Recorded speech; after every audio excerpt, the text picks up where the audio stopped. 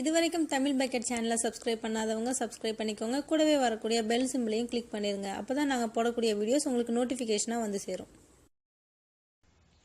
வணக்கம் தமிழ் பக்கெட் நேயர்களே. கேரளாவில் பிரபல பாடகரும் இசையமைப்பாளருமான பாலாபாஸ்கர் தன்னோட மனைவி மற்றும் மகளோட திருச்சூரில் இருக்கக்கூடிய ஒரு கோயிலுக்கு சாமி தரிசனம் பண்ணோம் அப்படின்ட்டு காரில் போயிருக்காங்க. இந்த காரை அவருடைய ஓட்டுநர் ஓட்டிகிட்டு போயிருக்காங்க. அங்கே போயிட்டு சாமி தரிசனம்லாம் முடிஞ்சுட்டு திரும்ப மறுபடியும் திருவனந்தபுரத்துக்கு வருவோம், தன்னோட வீட்டுக்கு வருவோம் அப்படின்ட்டு திருச்சூர்லேருந்து கிளம்பி வந்திருக்காங்க. இன்றைக்கி காலையில் அதிகாலையில் ஒரு 4லேருந்து 4:30 மணிக்குள்ளே வரும்பொழுது கார் கட்டுப்பாட்டை இழந்து ஒரு மரத்தில் போய் மோதிருக்கு. மோதின இடத்துல சம்பவ இடத்துல 4 பேரும் மயங்கி விழுந்துட்டாங்க. அந்த விபத்தை பார்த்து அக்கம் பக்கத்தினர் ஆம்புலன்ஸுக்கு டெலிஃபோன் பண்ணோன்னா அங்கேருந்து ஆம்புலன்ஸ் அவங்கள மயக்க நிலையில் முதலுதவி சிகிச்சை கொடுத்துட்டு மருத்துவமனைக்கு கூட்டிகிட்டு போயிருக்காங்க.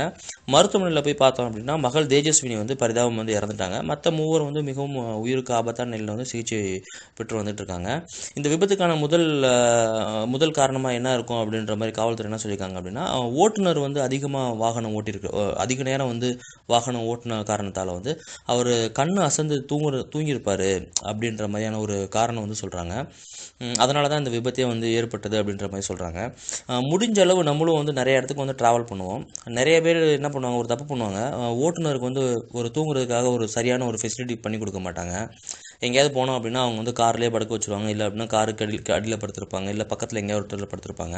மேக்ஸிமம் ஒரு லாங் டூரு, பெரிய ஒரு ரொம்ப தூரம் போயிட்டு வரோம் அப்படின்னா டிரைவருக்கு நல்லா தூங்கியிருக்காரா அவர் கன்ஃபார்ம் பண்ணிக்கணும். டிரைவர் நல்லா தூங்கியிருக்காரா, நல்லா சாப்பிட்டாரா, அவருக்கு எந்த ஒரு பிரச்சனையும் இல்லையா அப்படின்ற மாதிரி நம்ம செக் பண்ணிக்கணும். ஏன்னா அவர் தூங்கிட்டார் அப்படின்னா மொத்த குடும்பமும் காலி தான். ஏன்னா அவர் கையில் தான் அந்த குடும்பமே செக்யூராக போயிட்டு வரணும்.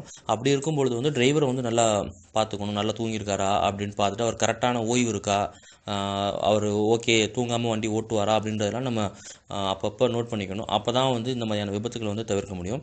நேர்களாக நீங்களும் இந்த மாதிரியான விபத்துக்களை தவிர்க்கிறதுக்கு என்னெல்லாம் செய்யலாம் அப்படின்றத கமெண்ட் செக்ஷனில் பதிவு பண்ணுங்கள். மேலும் இது போன்ற செய்திகளை உடனுக்குடன் தெரிந்து கொள்ள தமிழ் பக்கெட் சேனலை சப்ஸ்கிரைப் பண்ணுங்கள். நன்றி, வணக்கம்.